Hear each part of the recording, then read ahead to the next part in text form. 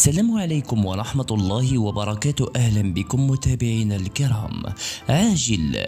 الصحفي الجزائري الموثوق مؤمن آيت قاسي يكشف عن مستجدات جديدة بخصوص مستقبل النجم الدولي الجزائري رياض محرز مع المنتخب الوطني. لنتابع التفاصيل واضغطوا لايك. كشف الإعلام الجزائري الموثوق اليوم مؤمن آيت قاسي بأن قائد الخضر رياض محرز سيكون ضمن قائمة المدرب فلاديمير بيتكوفيتش المعنية بالمشاركة في تربص شهر جوان المقبل. وأضاف الإعلامي الجزائري الموثوق مؤمن آيت قاسي أن عودة النجم رياض محرز إلى صفوف المنتخب الوطني الجزائري ستكون دافع كبير من أجل تحقيق نتائج جيدة خلال هذا التوقف الدولي لشهر جوان المقبل. وفي الأخير شاركونا آراءكم وتعليقكم بخصوص عودة الدولي الجزائري رياض محرز إلى الصفوف الخضر مجددا.